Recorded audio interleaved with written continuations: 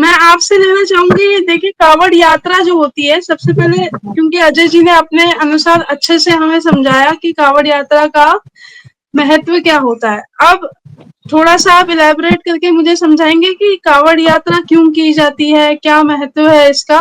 वो मैं इसलिए इसलिए आपको पूछ रही हूँ क्योंकि महत्व जब तक हम नहीं जानेंगे तब तक हम ये नहीं समझेंगे कि कावड़ यात्रा होना हर साल, हर वर्ष एक महत्वपूर्ण आयोजन है और उसे होना ज़रूरी है।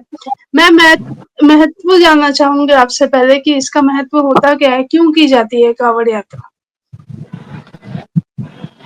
देखिए, हमारे यहाँ सनातन धर्म में जो एक परंपरा चली आई है, हुँ, तीर्थराज प्रयाग और उज्जैन, हरिद्वार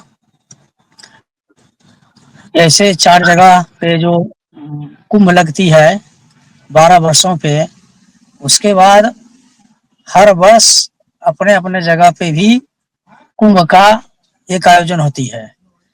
हुँ, ऐसे ही हमारे यहाँ यहाँ जो कांवड़ यात्रा की प्रथा चली है, ये सावन भगवान शिव का वास होता है पृथ्वी पर। सावन एक ऐसा उत्सव ये मास है, जिस मास में भगवान शंकर इस पृथ्वी लोक पे रहते हैं। अन्यथा और दिन भगवान शिव को अभिषेक करने के लिए या उनका अर्चन वंदन करने के लिए शिव वास देखी जाती है कि शिव वास किस समय इस पृथ्वी पर है, शिव का वास। तो जब हुँ, पृथ्वी पर शिव का वास होता है तो भगवान शंकर की पूजा अभिषेक किया जाता है। लेकिन सावन एक ऐसा मास है जो 30 का 30 दिन भगवान शिव का वास पृथ्वी पर होता है।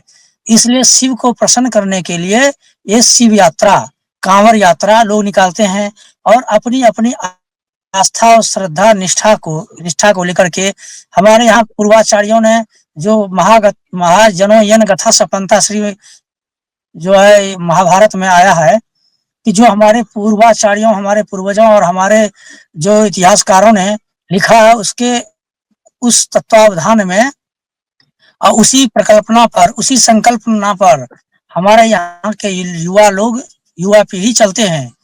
तो हमारे यहाँ ये पूर्व से प्रथा आई चली आ रही है कि जो शिव की कांवड़ यात्रा है, जल भरते हुँ, हैं और जल चढ़ाते हैं शंकर जी को। तो इसीलिए कि हुँ, एक तो अपने यहाँ पहले नहर, तालाब और सरोवर का पद प्रथा थी। उस समय समरसेबुल और ये नल और हैंडपंप का काल नहीं था। वह काल ही था हुँ, जो सरोवर आदि, नदियां आदि की काल था। तो उन लोगों हुँ, का ने ये प्रथा किया कि भगवान शंकर का जो प्रसिद्ध मंदिर होंगे इस क्षेत्र में, उस क्षेत्र में हुँ, भगवान शंकर को प्रसिद्ध मंदिर में जाकर के हम जल चढ़ाएंगे।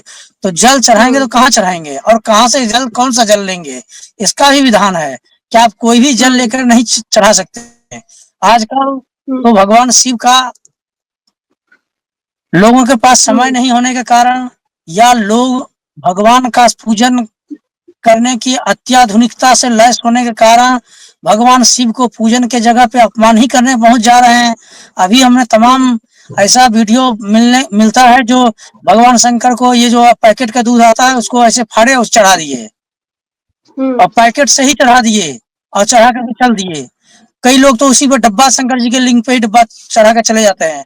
जैसे हुँ, सर्वप्रथम हमारा कहना यह है कि सर्वप्रथम शिव महापुराण का अध्ययन सभी को करना चाहिए, क्योंकि हुँ, सभी सनातनियों को आज रामायण का ज्ञान नहीं है, आज भागवत हुँ, गीता का ज्ञान नहीं है, आज हुँ, शिव पुराण का ज्ञान नहीं है। तो जो आता है वो हुँ, कुछ कह के चला जाता है, इनको पता चलता है हाँ ऐसा ही हमारे पुराण में लिखा है, हमारा ऐसा लिखा है।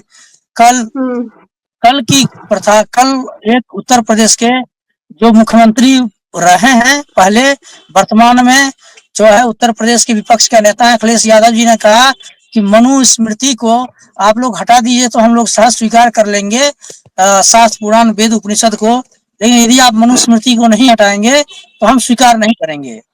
अब इनके हुँ, कहने से मनुस्मृति हटा दिया जाएगा क्या? हुँ, मेरा कहने का भाव यह है कि किसी राजनेता का, किसी अभिनेता का कि हुँ, कोई रोल नहीं है सनातन संस्कृति को लेकर के, तो आगे वो चल रही है, केवल बिल्कुल। सनातन संस्कृति को हुँ, तोड़ने के लिए, सनातन हुँ, संस्कृति को तोड़ने के लिए वो चौतरफा लगा रहता है। आपको बताते चले कि आज हमारे जनमानसों को, हमारे हिंदू सनातनियों को, सनातन धर्म को मानने वालों को, हर व्यक्तियों को अपने ऊपर गर्व होना चाहिए कि मैं सनातनी हूँ, और उनको रामायण का ज्ञान, श्रीमद् भागवत गीता का ज्ञान और शिव पुराण का ज्ञान अवश्य रखना चाहिए। क्यों? आज एक 8 साल 10 साल की बच्चियां कुरान की आयत बता देते हैं, लड़के कुरान की आयत बता देते हैं कि कुरान नंबर आयत की ये नंबर संख्या, ये नंबर ये। आज ईसाइयों में देख लीजिए हजारों की तादाद में लड़के लड़कियां सब पैसा 15,000 10,000 20,000 तनख्वाह पे ये परमेश्वर का किताब बांट रहे हैं। अब उनको स्वयं का ज्ञान नहीं कि ये परमेश्वर का किताब क्या है। तो कहने का ये है कि सनातन संस्कृति जो है वो एक ऐसी संस्कृति है जो आदि, जिसका आदि नहीं पकड़ में आया, जिसका अंत नहीं पकड़ में आया है। ये सनातन संस्कृति जन्म जन्मांतर कल्प कल्पांतर और युग युगांतर से चला आ रहा है। बाकी जितनी संस्कृतियां हैं उसका एक लेवल है कि कोई 5,000 साल से है, कोई 1,000 साल से है, कोई 500 वर्ष से है, उसकी एक लेवल है। अभी कोई कह दे मोहम्मद साहब के माता पिता का नाम बता दें तो नहीं बता पाएगा, मोहम्मद के गुरु के नाम बताएं तो नहीं बता पाएगा, मोहम्मद के गुरु के नाम बताएं नहीं बता पाएगा। क्यों? कि कुछ है ही नहीं, शून्यम चा शून्यम चा, सब शून्य ही शून्य है। अरे वो तो अच्छा हुआ कि ओस्मा बिन लादेन मारा गया, नहीं तो ये लोग ओस्मा बिन लादेन को कह देते कि हमारे गुरु हैं और उन्हीं को अल्लाह मान करके पूजा करने लगते। अफजल कसाब को ये लोग पूजा करने लगते। कहने का भाव ये है कि आपको बताते चले कि सनातन संस्कृति है सर्वे भवन्तु सुखिना, सर्वे सन्तु निरामया, सर्वे भद्राणि पश्यन्तु, माँ कश्चित् दुख भाग भवेत्। ये हमारा सनातन संस्कृति करता है। मनुष्य ही नहीं, पशु पक्षी जीव जंतु कीट पतंग सबका रक्षा करना मनुष्य का कर्तव्य है, और मानव का रक्षा करना भी मनुष्य का कर्तव्य है। तो यहाँ तो ऐसी प्रथा है कि भाई ये हमारे नहीं है, इनको कत्लेआम कर दो, और आज उनके यहाँ जुड़ जाइए, उसके बाद अत्याचार दुराचार पापाचार करते रहिए तो आप बहुत अच्छे हैं। तो हमारे यहाँ जो ये शिव यात्रा है, ये जो हमारे यहाँ कांवड़ यात्रा है, उसका यही प्रथा है।